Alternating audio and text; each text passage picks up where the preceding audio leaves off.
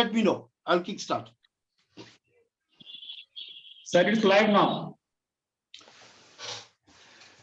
Thanks a lot, my dear viewers. I welcome all my very, very esteemed viewers from across India, and those who are logged in with us, or those who will eventually log in on this very, very August show of Education Pe Charcha. I greet all my esteemed viewers today on this very, very August occasion, because it happens to be the 74th session of on Education Pe Charcha. My dear viewers, usually we conduct our session every Saturday when it goes live on YouTube at 7 p.m. But because of some unavoidable situation this week, we are, instead of holding our program on Saturday, we are conducting it today on Wednesday. And of course, because of this change in schedule, I do offer my apology. My dear viewers, today, as you all would appreciate, of course, this is Vivekanand, an author, academician, and public intellectual. And Education Pe Charcha, you all would appreciate, is equivalent to educating the nation, albeit, of course, in its own microcosm.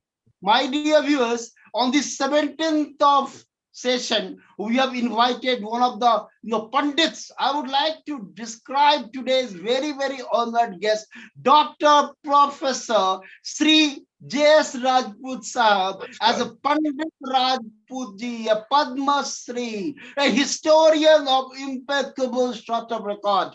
And at the same time, I would like to add a personal note as well, that Professor Dr. Sri J.S. Rajput ji, in fact, had agreed to bless us a couple of months back, but because of some sort of problems, technical problems cropping up, he could not make it that time. On my personal request, he had, as a younger brother, as he considers me to be, he considered to my request, and consequently today, Padma Shri Dr. Sri J.S. Rajput ji is blessing and blessing Education Pe Charcha, a historian of impeccable record, an academician of global repute. Of course, Education Pe Charcha is conducted, in technical collaboration with that of District Talks, headed by Sri Pramod ji, who has also logged in from outside of his place. And today, I do appreciate the contribution and cooperation from Sri Santosh ji, who is collaborating on technical ground for today's spectacular show. My dear viewers, without taking much of time, as you all would appreciate, Education Pe Charcha is of course equivalent to educating the nation. So here we start with our very, very august guest, Dr. Sri J.S. Rajput ji, Padma Shri Dr. Sri J.S. Rajput ji. In fact, it is also our pleasure and privilege that for the first time we are hosting a Padma Shri on our August show, and that too a global academician. So Education Pe Charcha expresses its deepest sense of appreciation for hosting a Padma Shri, Dr. Sri J.S. Rajput ji, an academician of global repute. Coming to a very, very short introduction, because as we will go on progressing into the show, definitely the multifaceted persona of that of Dr. J.S. Rajput ji, we will keep on unraveling. So a very, very small introduction, because the moment I say Padma Shri and an academician of global repute, automatically it becomes apparent to all of us as to the stature that he enjoys today in the country as well as across the world. So Professor Padma Shri, Dr. Professor J.S. Rajput ji, simply in one line introduction, an educationist of global stature. So we very much welcome you on this August platform of Education Pe Charcha. With this first question, it goes to you in this way. Sir, walking down the memory lane, could you tell our viewers about your sophomoric years till your graduation, your birthplace, your schooling, your colleges, all that? Please, we welcome Padma Shri Dr. Sri J.S. Rajput ji. Sir, your take now. Vivekanand ji, thank you very much. You have given a very lavish introduction of mine. I will correct it at different stages. I was born in a village in the Hardoi district of UP. After my initial school education in Hardoi, Kannauj, I shifted to Allahabad University. And there is a story behind it. After I completed my +2 from a college in Kannauj, My father thought that it would be difficult for him to put me in a hostel and manage. So he went to his officers and asked them to transfer him to Lucknow University, where I was admitted. I was admitted both in Lucknow and Allahabad University. The officer concerned said, no, I will accept your request only if you put him in Allahabad University. And my father was transferred there. I studied Allahabad University. Basically, I studied physics at my master's level, got a doctorate in physics from Allahabad University. One thing which I normally mention is that Professor Rajan Singh Ji, who was the head of department that stage in Allahabad University, he was my guide. He sat in my internal examination of the PhD, and he guided me throughout my life, professionally and so many other ways, that even now, if I initiate anything or think of some new project or new idea, I always think of him. A teacher can mold the life of a student in many ways, and one of them is by his own conduct and example. That is why we call him an Acharya. He was a true Acharya. He is known to the nation as Raju Bhaiya also. He was such a large-hearted person. He never talked of things political or of any organization within the department. He always acted as a professor of physics, as a head of department of physics, and we all owe it to him. Anybody who studied with him will always say that he created some impact on him in one way or the other. So that is how my whole initial life was shaped. Later on, I will tell you how from physics I shifted later on. But yes, my school education in Kannauj was fine. I remember, I'll tell you one incident.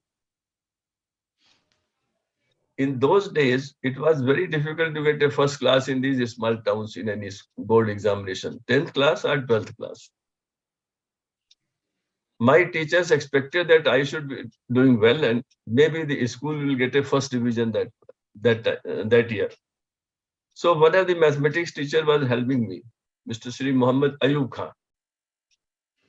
When the pre-board examinations were held, I made some mistakes and scored only 35 out of 50. That disappointed me, and he wrote on my answer book, hopeless. 35 was a very good percentage those days out of 35 out of 50. And that day in the evening, I cried. Ayub Sahab loves me so much. I worked very hard. That school got a first division that year. In 12th also, I got good marks, and that is how I was admitted both in Allahabad and Lucknow universities. I must mention that it was 1958, and there was not so much of rush or competition. But I will tell one more thing. The race for a percentage of marks was not that strong. Parents should say, अच्छे से पढ़ाई करो, read well, try your best, and that's all.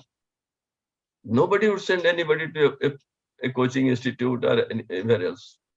Schools were sufficient. The credibility of government schools was very high. That is one point I always make, that every district has a government school which has a wonderful reputation. It is very sad that those reputations have suffered in years to come.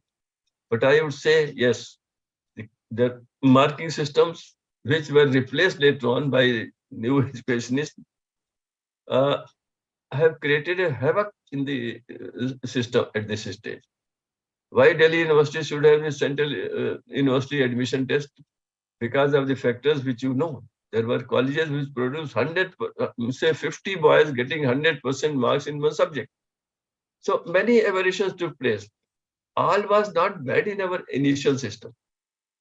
That is the point I am making. And I could also say that the new initiatives that were taken by the government at that stage helped many like me. For example, I was getting a scholarship based upon my performance in the +2 from UP board. I got another scholarship from the Allahabad University. And that is how I went on. The moment I passed my master's in physics, you see, and this is a very important point for the young boys and girls of today. with very high qualification. They used to appear before me, and I was not able to help them because if 10 are very good and there only one position there, you can select only one. But those whom you don't select had a first class PhD publications. Those days when I got my MSc, the results were out on 21st June. And on 1st July, I was working in a degree college of Allahabad University.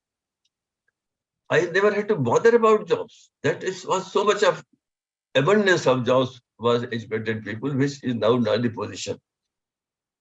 Many things have changed, but yes, I sometimes recall, as you have mentioned, to that period, that yes, but I would particularly remember that when I was at Allahabad University, I had the privilege of listening to so many freedom fighters. Jayaprakash ji would come there, and I would walk 5-6 kilometers on foot, listen to him, and come back. Lohia ji would come to Allahabad many times. We had the privilege of listening to Purushottam Das Tandon ji. Dr. Rajan Prasad came to Allahabad once to honor Purushottam Das Tandon ji. So many names I can mention. And let me tell you, that makes a difference on the young people. I heard Dr. Radhakrishnan, what an eloquent speaker he was.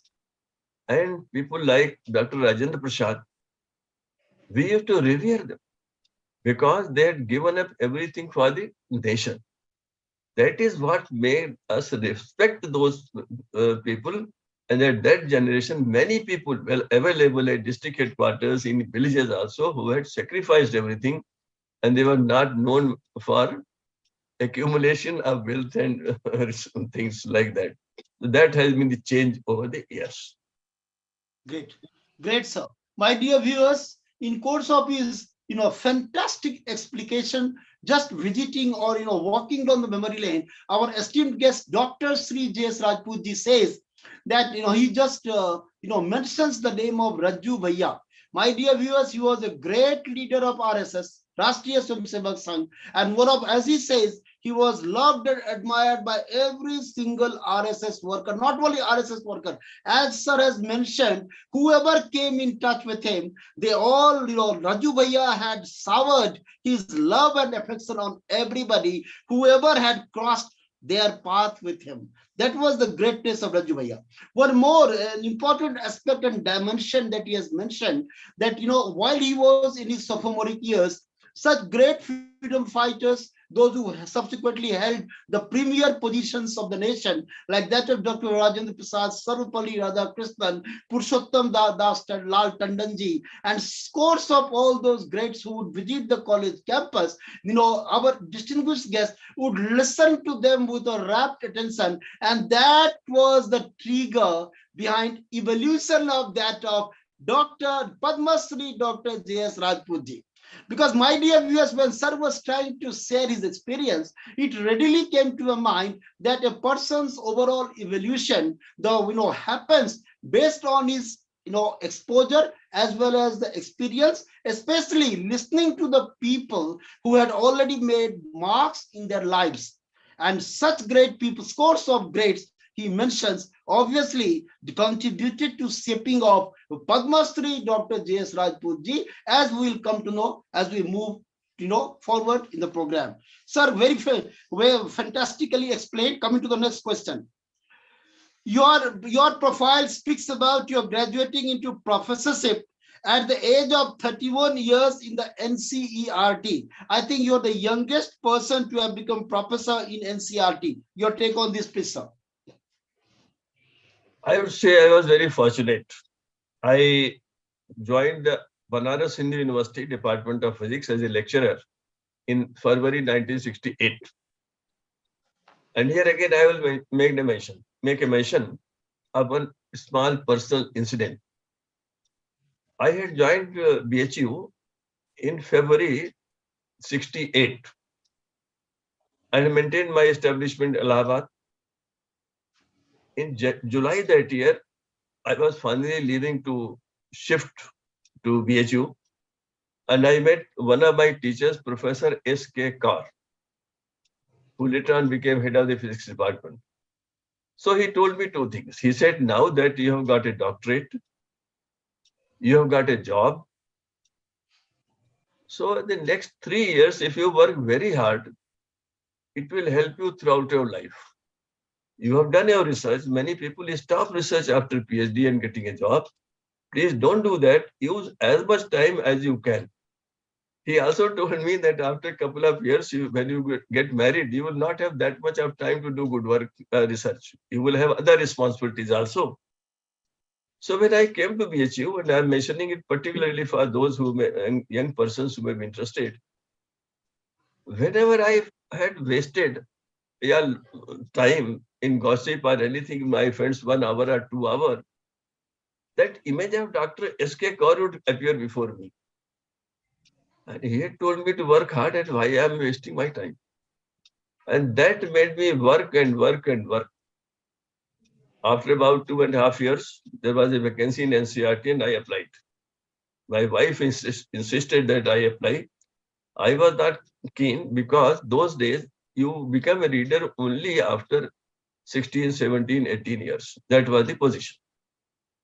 I applied, I appeared in the interview. And there again, there is a point. I had no chance of getting appointed. I thought I will never get appointed because there are many senior lecturers who have put in 12 years, 13 years, 14 years. So I was tension free. They asked me questions on physics, I replied. And that made all the difference. One of the questions that I replied when it was, he said, the director and the chairman of the meeting said, selection committee said, you have told me you do so many things, but most of the time your university is closed. BHU is to be closed. Signed I. I said, sir, when the university is closed, we get all the time to do research and innovations. And I think that answer made the difference. And I was selected. It was a great surprise to me and others. I was not joining the NCRT because those days NCRT was not known, but being a lecturer in BHU was really very prestigious. Then another thing happened. After 6 months, I somehow was dilly-dallying, not going. Professor M.S. Sodha, who was deputy director, a great physicist in the IIT Delhi, he told me, and I will reproduce that sentence in Hindi. He said, "Tum bade bewakoof ho. Go and join. If you are very keen on research, come back after 2-3 years." And one thing he told me, he said, you see, you will do research, fine, very good.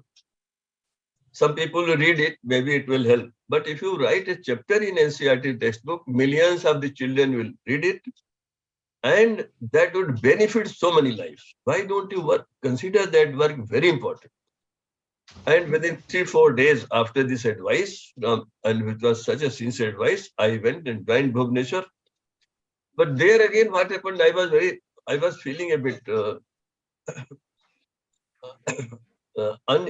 unusually depressed because there were no facilities for research in the NCRT in physics at that stage. So I went to the University of Utkal University. And they had got a computer which used to occupy a whole room. And they had got it as a gift. They said, you can use it. I used it. And it was a big boon in those days to get a computer. Transitioning from log table to electronic computer, which I got in BHU, it was not available in Allahabad, then to a computer. I was so happy. I used that next 3 years for publishing my research papers in physics. And I was lucky, and many publications. Again, I applied after 2.5 years for the post of professorship. And to my utter surprise, I was selected again as a professor. But let me mention it to those young persons who are aspiring for many things in life, that I had worked. I had devoted time. I used the computer that was available to me. And there was enough of work which I recognized.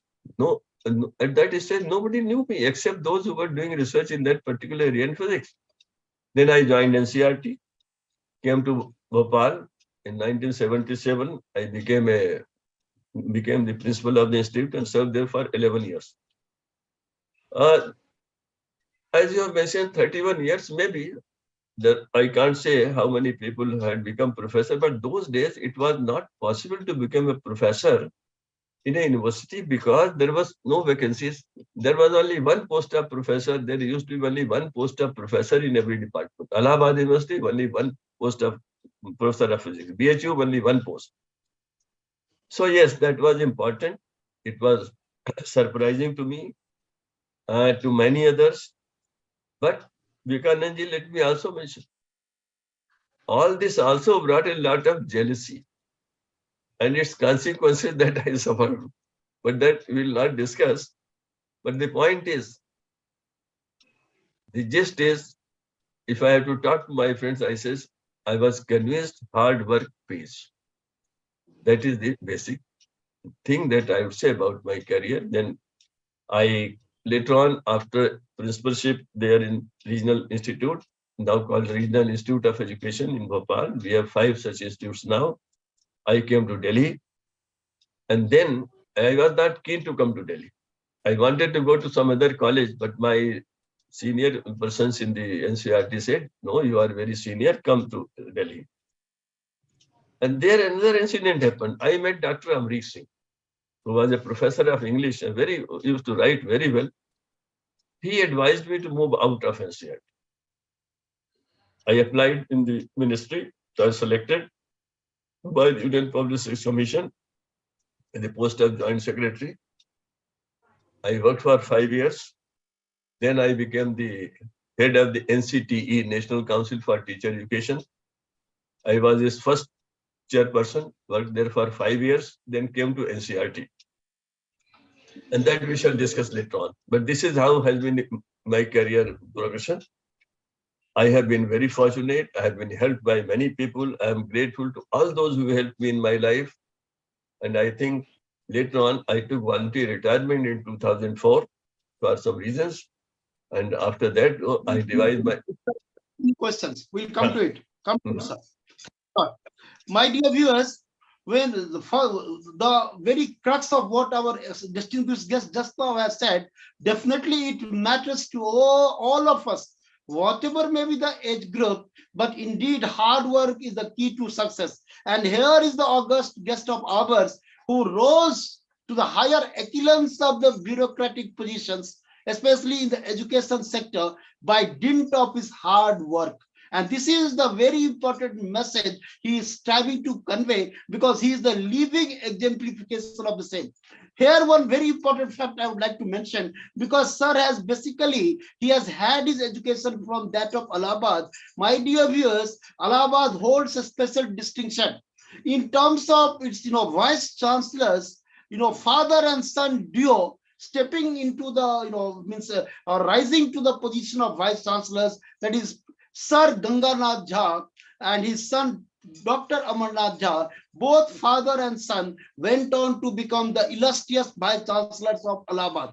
Likewise in Calcutta, Dr. Ashutosh Mukherjee and his son Dr. Seva Prasad Mukherjee too, both father and son duo, went on to become the vice chancellors. So these are the two parallel examples of this country. Since sir has had his very primary and his elementary education from Allahabad, as well as the senior secondary education, I thought of sharing this vital piece of information with all my viewers.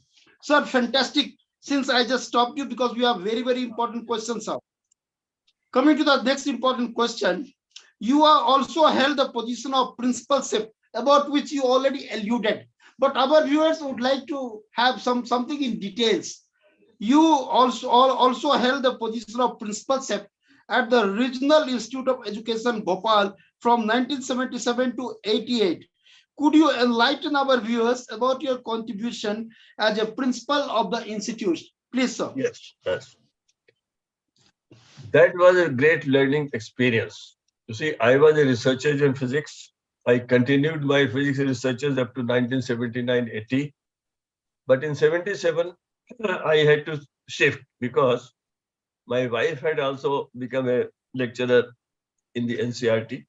She was a topper of BHU and had served earlier in Gorakhpur University as a lecturer. So we decided that now two of us have to work in NCRT, therefore we should focus totally on this. And I started doing that work. I shifted to science education, teacher education. I studied a lot, learned from my lecturers and readers. Had no hesitation about it. I learned my administration from my office people. And those 11 years were really great. I would like to explain it by one incident. In that institute, people used to come from Maharashtra, Goa, Madhya Pradesh, and Gujarat. That was a region to do their B.Ed, 4-year BSc B.Ed and BA B.Ed courses, M.Ed course, and PhD in education. That was the area of the institute. And we are preparing colleges. One day, 2 young boys came from Shegaon. It was the month of June. There was some noise outside my principal's office. So I rang up the bell and asked the person, why this noise outside? He said, there are 2 laborers. They want some work and they want to meet you. We are telling them to go and meet the administrative officer. I called them. They were young people who were putting on clothes that had not been looked after for a couple of days. So I said, what do you want from us? They said, we want some job, some work to do so that we can stay here and face the interview later on. We have just given our applications and there are 15 days or 20 days for the interview date. We don't want to go back. I said, Acha, it appeared to me how they did not look to be students in the normal sense. So I said, sit down, please sit down, we'll talk. They said, no, the chairs will get salute. Chairs gandi ho jayenge, khade rahinge. I said, this is the first thing that I'm telling was the principal, you are not obeying me. Then they said, and I said, what have you done? He said, I have done BA, he has done MA. So I said, let me see. When from a small bag, which was pretty dirty, they took out some papers. Some rotis also came out. They were very dry. And that day, they told me in what conditions they have really got education. What a determination, they told me. Anyway, it's a long story. They did their B.Ed, they got their jobs, their children became engineers. All those things happened later on. But that one incident changed my whole approach to students, others. And thereon, I and all my faculty were all out to help the children who used to come to do B.Ed. And there I learned about what are good practices, what are bad practices, what are theories of education, all that which I had not, I had done no B.Ed. And therefore I had to read and learn. Yes, I was very particular about punctuality. This is something I had learned. I once brought Pandit Kashinath Trivedi, who was a Gandhian. He was about 85 years old. I arranged his discussions with all these. We had 4 hostels. I took him to hostels. Here was a person who has given up everything in the freedom struggle, who was living a life with 2 kurtas and 2 dhotis. But a personality had something. I took him once in the morning assembly of the CBSE demonstration school, which was part of my whole establishment. When we took him as a chief guest, there was a roar of laughter. Slowly, all children, some 1,000 children, I saw chief guest. They had never seen a chief guest like this. So I said, wait, I hinted and he spoke only for 15 minutes. And Vivekanand ji, I saw how can a person transform a whole audience. All the children wanted his autograph. They surrounded him. They were not leaving him. It became very difficult to somehow bring, and I allowed that to happen. This was what would have impacted anybody. It impacted me. It impacted everybody. So those days, I would say, he was already, it was about an incident of 1980 or 81. He was 85 years old at that stage, and he used to write books. Bal Devo Bhav. He taught me how to respect every child and every young person, because I'd give them the level, try them at your own level, bring them, consult them, talk to them. These are the experiences which I got. I also had a lot of protest against me because of my punctuality and my insistence that every teacher should go to the class in time and should go well prepared. So it happened on a couple of occasions that if the teacher was late and I happened to be somewhere around, I would go and start teaching. Naturally, the person concerned feel very bad, and you know what happens, all those things. So that too, if there was no protest against me for 2.5 years, then I used to get a bit worried because after protest, things used to go very well. But what I learned there, dealing with people outside the institution, I also faced this Bhopal gas tragedy those days. I was there, and around 1 o'clock, I was, we were all feeling something. And then we saw what is happening. I came out, I went to all the hostels, and in that process, I inhaled that gas. We were saved because of one particular point, because there was a river, lake between the gas, the Bhopal gas, no, the Union Carbide Karkhana and our college. That is why our students could be saved, but many of them suffered. Then there was another thing. For the next 8 days, the entire institution was out. All our vehicles, students, we were all trying to help people. And that is I think that tragedy, I have seen it. And all of us were working. The students would come back in the evening. And then I was told some of them are vomiting. And so I rang up a couple of doctors. In a city like Bhopal, it was possible. Because, you get personally known to doctors, others, and our college was a prestigious college.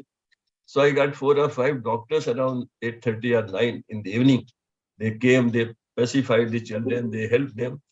But all those, they said, no, we will continue to work. The learning that those BEd trainees got in that year, after that tragedy, they have treasured with a lot of pain in their hearts. But after 5 days, 6 days, in some jhuggi jhopdi, they used to discover bodies.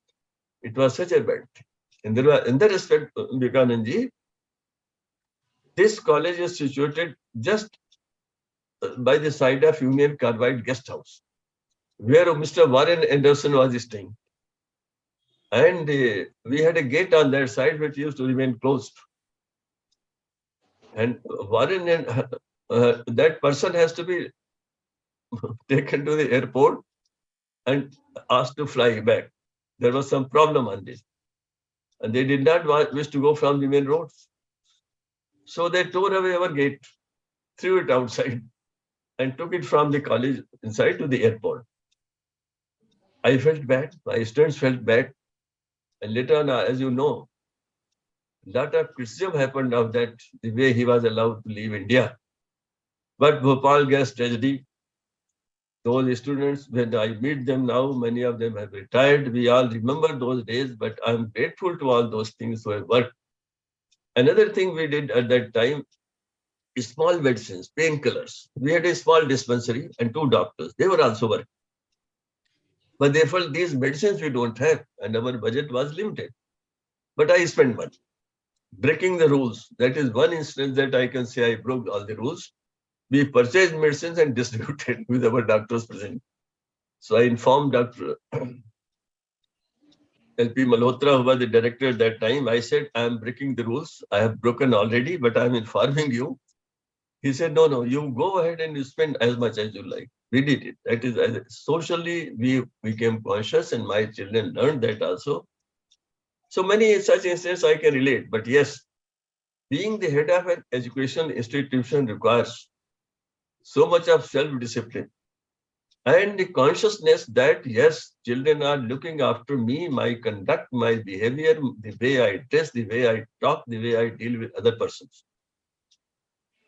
This is what we learned. Our young persons, our young teachers used to learn, because we were making teachers. And Mahatma Gandhi once wrote that my mother has said, if you can save the one life or you can guide to one life, your life is successful. So I used to tell my teachers that we are the only category who can build, who can guide not hundreds of thousands of lives in our career. Nobody else has this privilege. Only teachers have this privilege. And if I can guide 100, 150 to 1,000 or more young persons in my lifetime, I am preparing the next generation. I am preparing the future of India. I am preparing the next generations and generations ahead. I am responsible for if there is value erosion. Who is responsible? We are responsible. And I'm convinced that this was the right approach, and this has to be the futuristic approach also. So as a principal, this is what I learned. Fantastic. Great, sir. Great elucidation of facts. My dear viewers, as sir has been narrating and visiting down the memory lane, it just the very important stanzas of Sanskrit came readily to my mind. I would like to share with all of you the role that he has played, as just now he elaborated about it, the way he shaped generations of students by virtue of his own conduct, just becoming a paradigmatic sort of conduct that stands institutionalized by all his unparalleled zeal to contribute towards nation building, just comes rushing to my mind by way of a recollection that Guru Brahma, Guru Vishnu, Guru Deva Maheshwara, Guru Sakshat Param Brahma, Tasmai Sri Guru Vai Namah. That is the role, a pivotal role that a guru should play. And that is what our distinguished guest has played, because I listened to him very minutely with almost rapt attention. I recall I was staying in Calcutta when Union Carbide gas leakage happened. Statesman newspaper I used to read in those times, was replete with all the information pertaining to Union Carbide. It was a catastrophe, one of the just near apocalypse. It was not the apocalypse, but very nearing to that of an apocalypse.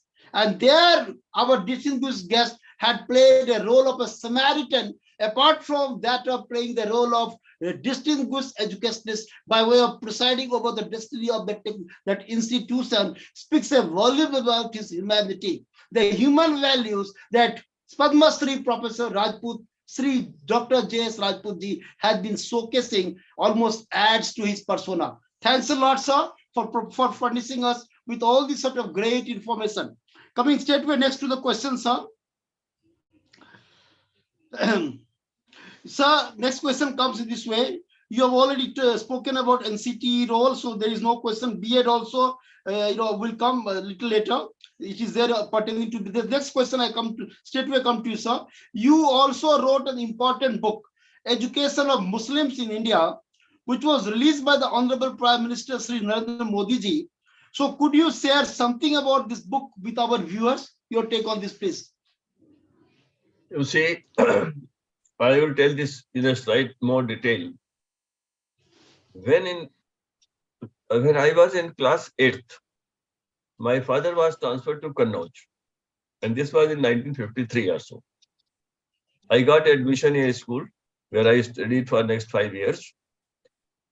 And young persons today may not believe, but at that time in 1953, in that college, it was an inter-college as we call in UP. Other places will not call it a college, will call it a school. But it was a school which was called intermediate college. There were 2 water tanks. There was no plastic bottles. People would not take waters, but everybody would drink water from those water tanks. The water tank. One was a big one and the other was a small one. So when I had to take water in the interval, drink water, the bigger tank had about 30-35 people in the queue or in the group.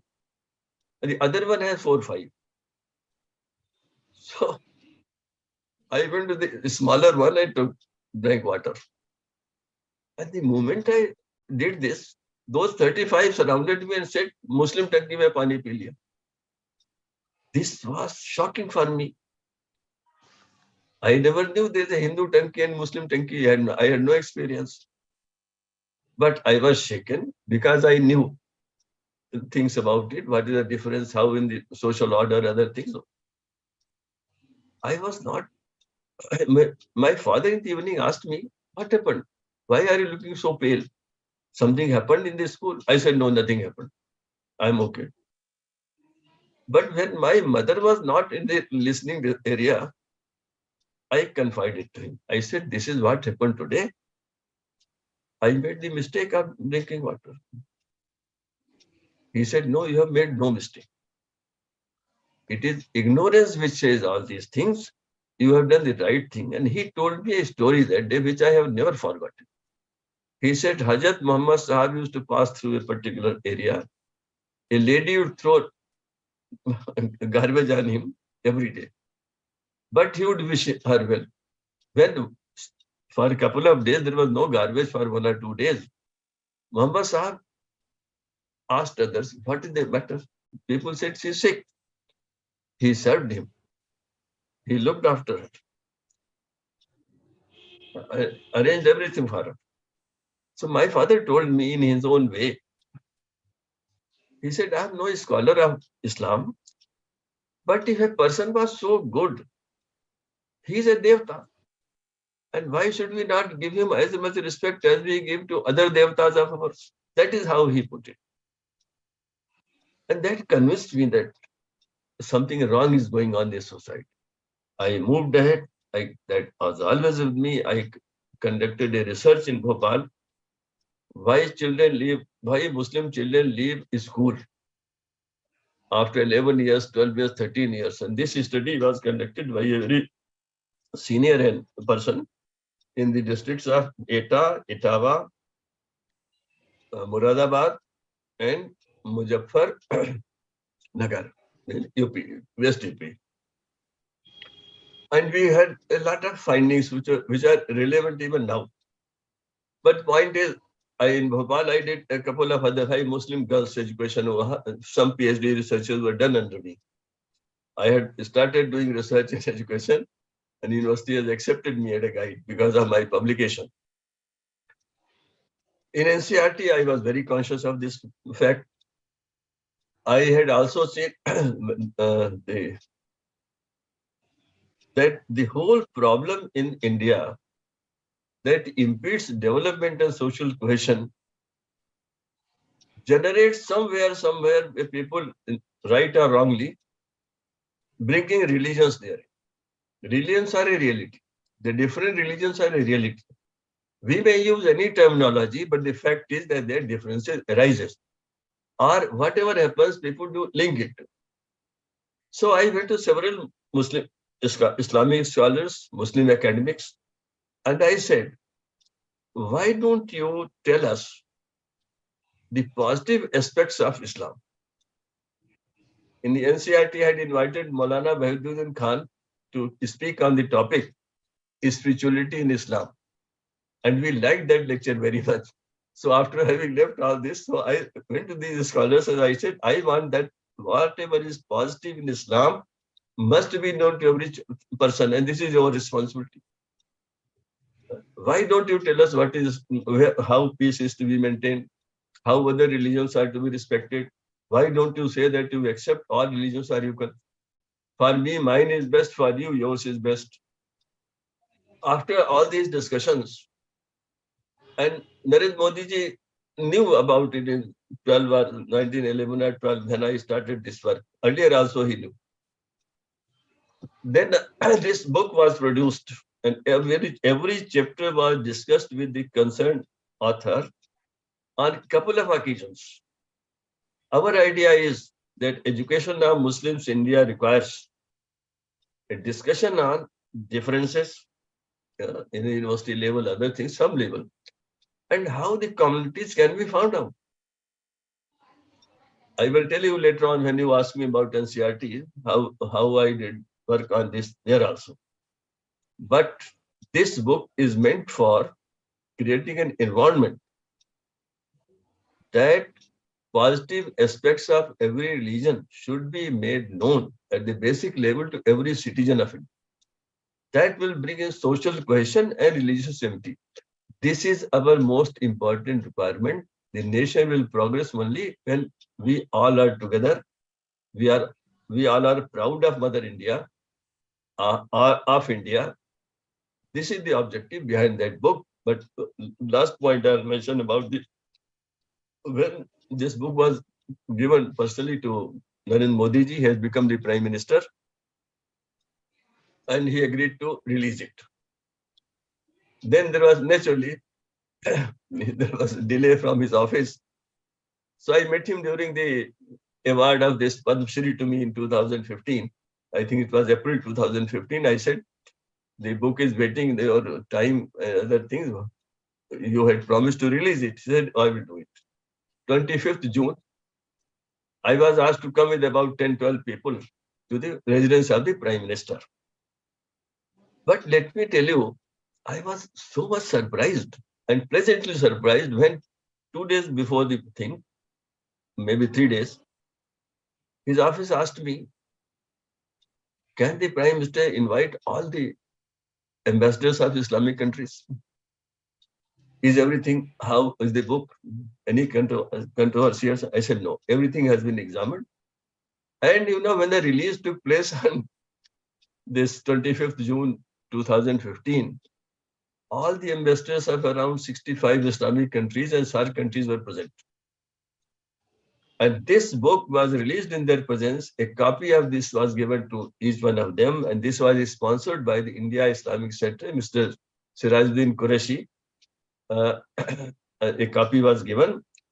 And the whole thing was publicized in the Gulf countries like anything. They were surprised that the Prime Minister of India is releasing a book.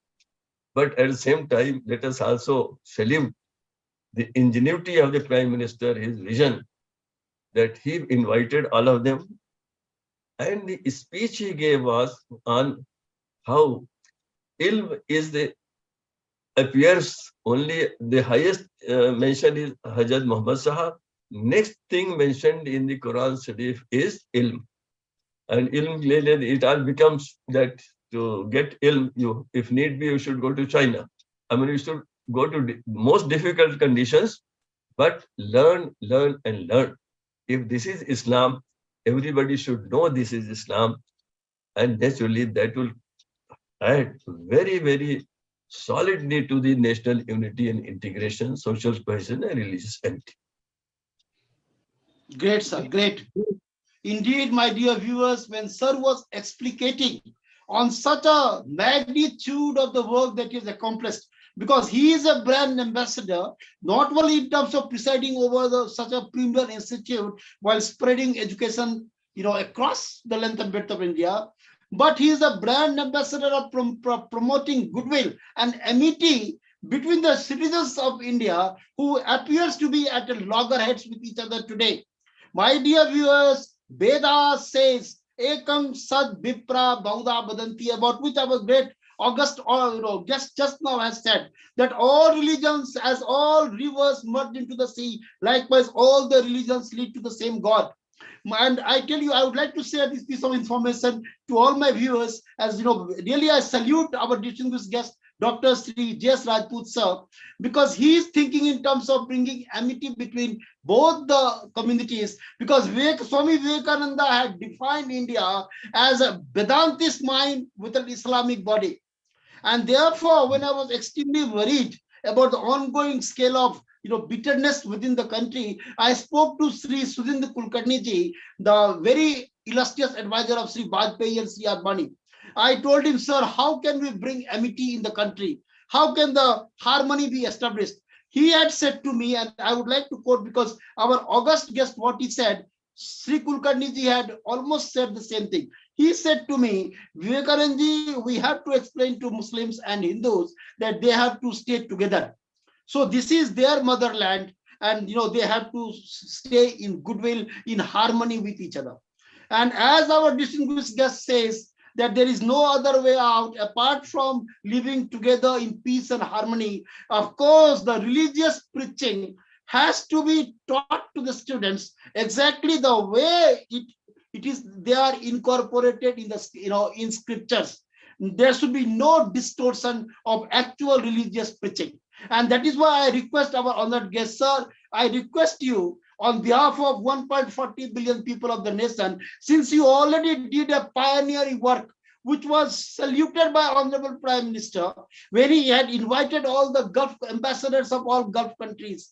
on that August ceremony, August occasion, when your great book was launched publicly. So you, people like you, person like you, should be a brand ambassador today, because you are a global academician, having already done the pioneering work in terms of stitching the fragility of relationship which exists today across the length and breadth of India, to rise as a brand ambassador and bring about goodwill between both Hindus and Muslims. Because you can do it, because you have already done the groundwork, sir.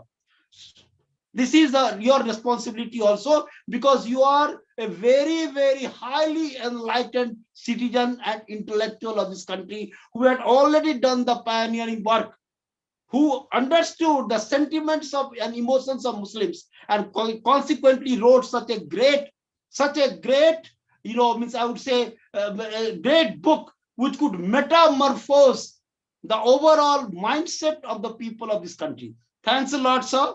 Great work you have done. We salute your pioneering efforts from this August podium, Education Pe Charcha. I'm straightway coming to the next question, sir. You are a recipient of Padma Shri, about which you just mentioned, which was conferred upon you, for highest civilian award conferred upon you in 2015 by the government of India. So, sir, apart from Jan Amos Communist Medal of UNESCO, Pandit Madan Mohan Malviya Award, and others, so many scores of medals you have won, we would like to ask you, or we would like to know, that whether, of course, you have done the work, objectively, you have done the work selflessly, no denying the fact. But did you, when the Padma Shri was conferred upon you, or the announcement to that particular effect was made, at all, you feel that Padma Shri came a bit late? First question. Second, our viewers would like to know about some technical details of other awards that were conferred upon you. Please, sir. I would particularly like to mention UNESCO Award. This is John Amos Comenius Medal, which was given to me in September 2004. I had already taken voluntary retirement in 2004. This award was given to me in September. That I had taken voluntary retirement in July.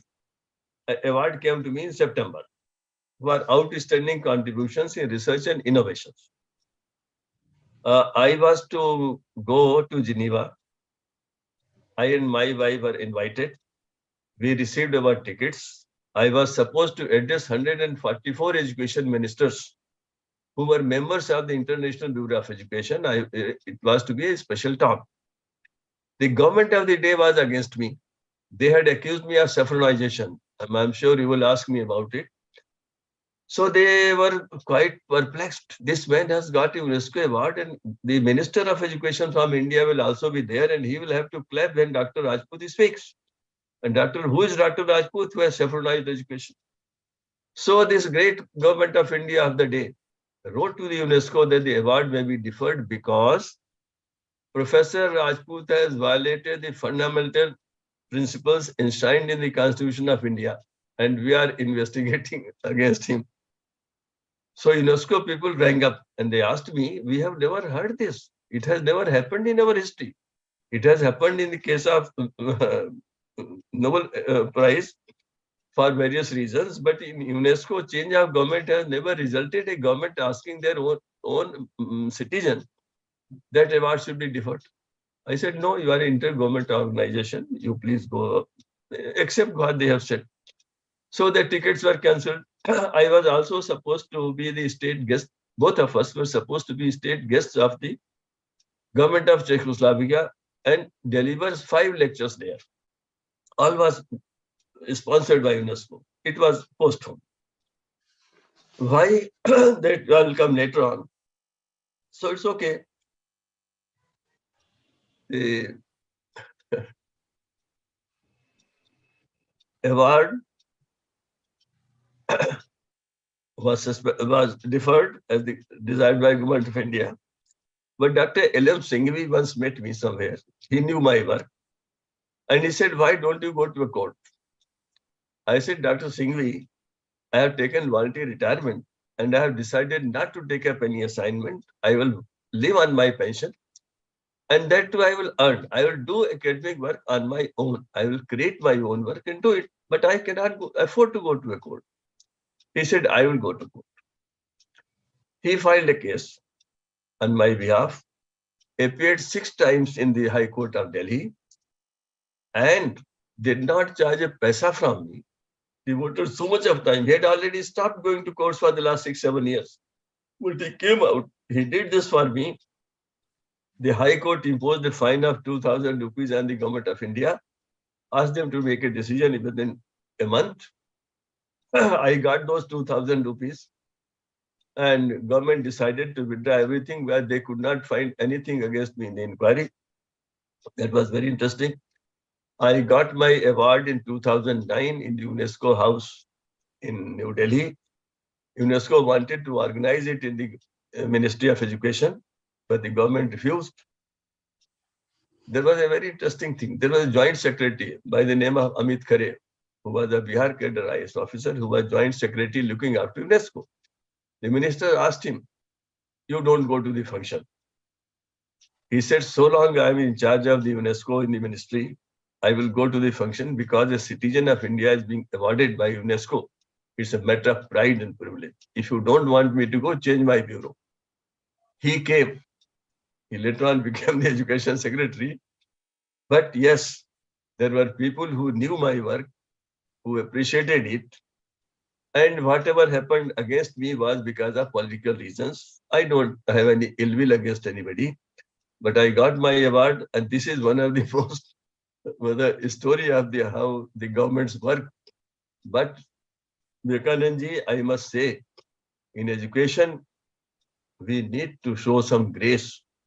We need to show that how the country should not be put in embarrassing position. India was put in embarrassing. But in 2005, the UNESCO people invited me to evaluate one of their institutions in Bonn, in Germany. They said, you evaluate that institution. I said, my government is unhappy with me. Why are you inviting me? He said, no, we don't have anybody with your experience in the government at such a high level and academic field for so many years. So the Director General wants you to come. Even if the government says no, we will not accept because this is a personal UNESCO and individual. I did that work. And that helped me in many ways. I felt reassured myself, and I needed a house to live. That money that they gave me helped me to make some arrangements for that. But anyway, these are experiences that make a person more wise, more pragmatic, and perhaps give him strength also, which comes because of such onslaughts. I had mentioned to you the word jealousy. Jealousy I had faced all along, and that has been my strength in many ways. Great, sir. Great, sir. I dubbed you in the beginning of introduction, my dear viewers, a stalwart academician. You can well understand his contribution was negated by the government because of the vested interest. But, as the personality that is epitomizes, it is already apparent at his face, the grace and dignity, which are the requisite qualities of our educationist, that is very much apparent from his face. My dear viewers, only after Sri Narendra Modi ji became the Prime Minister of India in 2014, all the wrongs done by the previous regimes were slowly and gradually being erased. Professor Dr. Sri Rajput ji, who deserved Padma Shri even much decades before, which he will not accept or not publicly articulate because being a man of dignity and grace, the truth lies in this, that he was eligible for being conferred upon Padma Bhushan if the far lesser mortals by the previous Congress regime were conferred upon Padma Bhushan just for being the government's cheerleader. The man who genuinely contributed for the cause of the amelioration of those who are languishing at the bottom of that of social pyramid was absolutely given a slight, given a decent. His contribution was not only given, was ignored or given a decent burial, but see the sense of brazeness that he was dubbed as not having done good for the nation. You can well understand the blatant insensitivity of the previous regime, about which our honored guest had just insinuated very gracefully, not showing even an iota of bitterness, of course stands vindicated that what sort of mindset the previous regime had possessed. I really congratulate our honored guest and really express my deep sense of appreciation for Honorable Prime Minister, even though belatedly, but he tried to make right the humongous wrongs that were done by the past regime by conferring Padma Shri, that is fourth civilian award, upon our very, very distinguished guest. I would like to take this privileged opportunity as well to wish Professor Dr. Rajputji that very soon, by the grace of divine, he's given the Himalayan contribution that he has made for the generations of this country, even for the posterity. He deserves at least Magsaysay, and Magsaysay award should come his way because of Himalayan contribution. So, since time is also running out, just I'm Vivekanand ji, I would like to, may I say one thing? Sure. Time is running out. I would like to mention about two things, about the B.Ed and about the work that I did in NCERT. So Please, you will like to formulate something on this.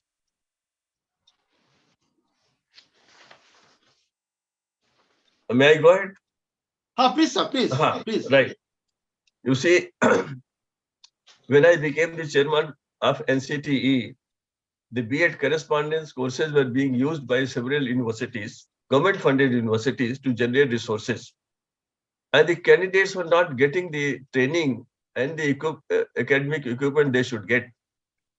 So I inquired into all this, and I persuaded those universities which were conducting correspondence courses to have a certain basic paraphernalia, academic staff, preparation, other things.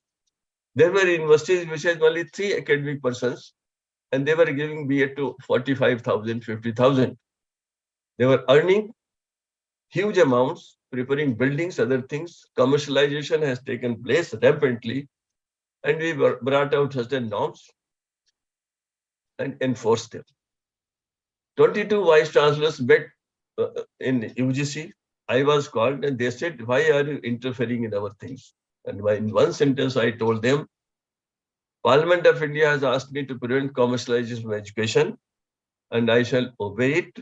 If you do not spend 85% of your resources on the program, if you spend only 35% and 85% and remaining on buildings, cars, ACs, the degree will be de-recognized if there is no academic staff, if there is no proper training.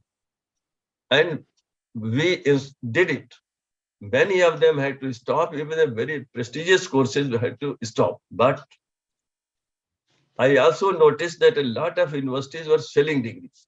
And unfortunately, I have to say, I had made a complaint to the governor of Bihar, Mr. Bhandari was the governor at that stage, with a 40-page document that in the entire country, advertisements were coming from Bihar saying you can get a B.Ed degree and other things. You must be knowing what was happening. Subsequently, an inquiry was conducted at 2 universities. A lot of cash was received from the office of the vice chancellors. It was a big case. If you put in the internet, Bihar B.Ed scandal 1999, you will get a lot of details. Many things happened. My point is, NCT succeeded during its first 5 years in controlling the rampant commercialization of education through correspondence courses. It brought down the credibility of the correspondence courses. Unfortunately, things are yet to be set right, but many things happened.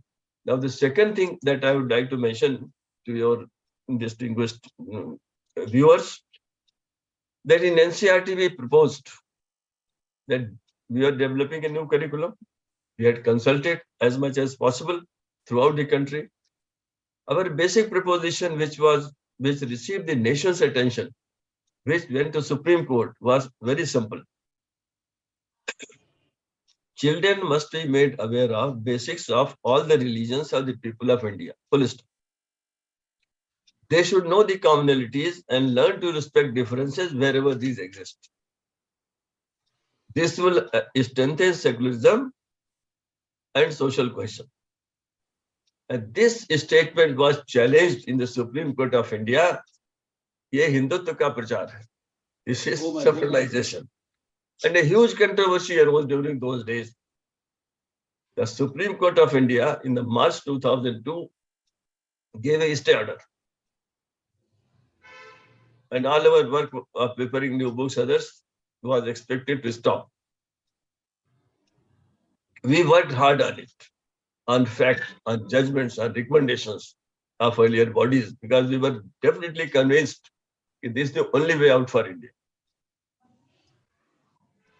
On September 10, 2002, the Supreme Court bench of 3 judges said, this recommendation should have been accepted 50 years ago. If we had made children aware of basics of all religions and communities, they would have found that every religion talks accept truth, peace, non-violence, righteous conduct, and love. You can put it in many ways.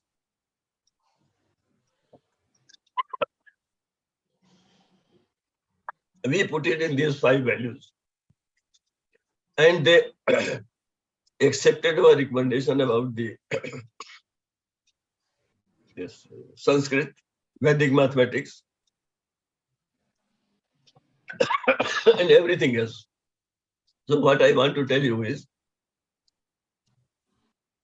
the recent report yesterday of the Standing Committee of Parliament has accepted these things in different language.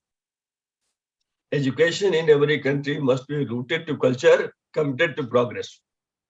Gandhi said it in different words. He said, I want to keep my windows and doors open for fresh air, but I would not like them to blow away my house itself. I want fresh air, I want new knowledge, but I value my own tradition of knowledge quest, knowledge generation, knowledge creation, and knowledge utilization. This is the meaning of education rooted to culture, committed to progress. In this area, we have worked, and I have mentioned these 2 incidents, only your viewers must know about it. Please.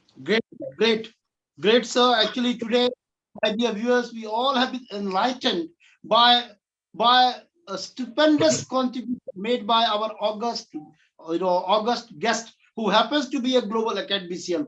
Really, just see, my dear viewers, before since our the time is already over, before I just ask our Sri Pramodji to just translate the text of a very, very intellectually scintillating and illuminating text of conversation between me as well as a very, very distinguished guest, it becomes very important to just underscore few important points.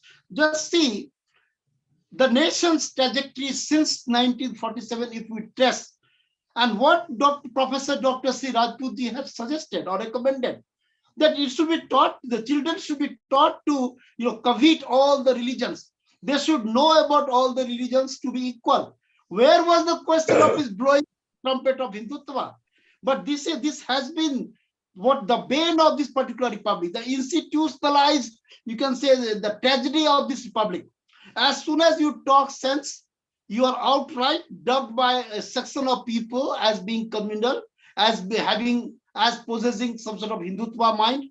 And this has been the cause or the trigger for such a distinguished global academician and a physicist like that of Dr. C. Rajputji being targeted by the erstwhile regime, only because he was talking sense.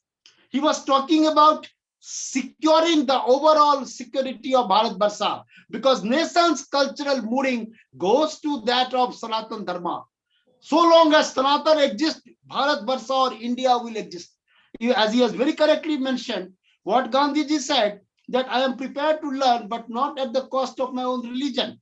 I am prepared to absorb and assimilate other religious texts, but not at the cost of my own, being Sanatani.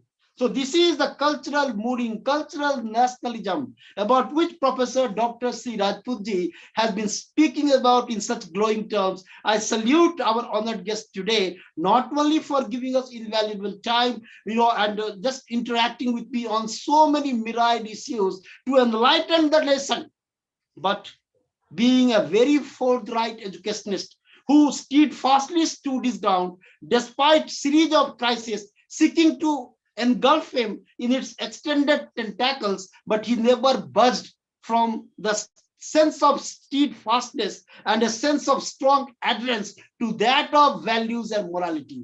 So therefore, it has been a wonderful conversation, interaction. I salute Dr. Sri Rajputji. My dear viewers, before I invite Sri Prabodhji, it becomes very incumbent on my part to make just a small announcement. Our 75th session on next Saturday at the same time, 7 p.m. Our distinguished guest is the people's leader, Sri Saryu Rai ji, who is going to be our distinguished guest on next Saturday. I invite Sri Pramodji for translating a very, very intellectually scintillating and divinely illuminating conversation with such a noted, distinguished, educationist, Professor Padma Shri, Professor Dr. Sri Rajputji. Please, Pramodji, please. नमस्कार विवेकानंद जी, मेरी आवाज आ रही है? हाँ, बिल्कुल आ रही है, please. नमस्कार आदरणीय पद्मश्री डॉक्टर राजपूत सर को मेरा सादर प्रणाम। आदरणीय श्री विवेकानंद जी को सादर प्रणाम। आज के एपिसोड में मैं वीडियो के माध्यम से नहीं दिख पाऊंगा, लेकिन मेरी आवाज के माध्यम से मैं संघ के कुछ काम से मैं बाहर बैठकों में हूँ, तो वहां से मैंने ज्वाइन किया। मैंने सर को कई बार पढ़ा है, सर की बहुत सारी आर्टिकल्स पढ़े हैं और सर से एडमायर हूँ अपने छात्र जीवन से। संजोग अच्छा है कि भोपाल से मैंने भी पत्रकारिता की है।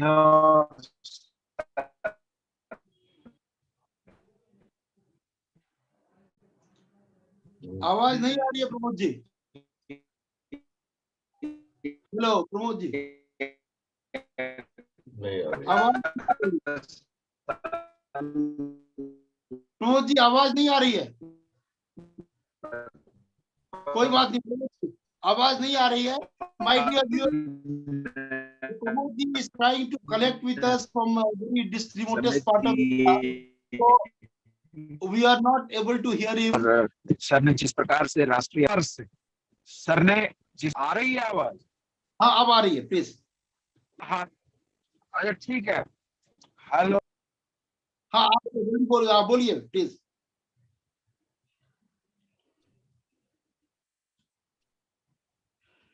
Okay, no issue. Pramod ji actually is trying to link from outside the remotest part of India, so we are unable to hear him today. Santosh ji, आप हैं क्या? संतोष जी, संतोष जी। जी सर, मैं हूँ।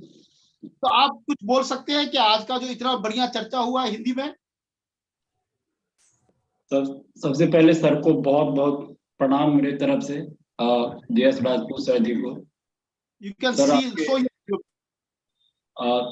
सर को मैंने सुना और बहुत ही गंभीरता पूर्वक सुना। सर की बातों से मैं बहुत ज्यादा प्रभावित हुआ और सर के स्ट्रगल को, सर के छात्र जीवन को, सर के जो प्रोफेशनलिज्म को जिन्होंने जिस तरह से इन्होंने दिया और अपने प्रोफेशन को, अपने टीचिंग करियर को जिस तरह से इन्होंने एक नया आयाम देने का कोशिश किया है, ये अपने आप में जो एक बहुत ही सम्मान पूर्वक बात है कि भारतवर्ष में ऐसे भी प्रतिभा विराजमान है जो भारत के लिए नहीं परंतु पूरे भारत के सभी वर्गों के लिए सोचते हैं। इनके हिंदू, मुस्लिम या कास्टिज्म से ऊपर उठ के इन्होंने अपने जीवन में बहुत सारे प्रयास किए जिससे कि एक भारत का एजुकेशन सिस्टम, हमारा शिक्षा व्यवस्था जो है पूरी तरह से दुरुस्त हो सके।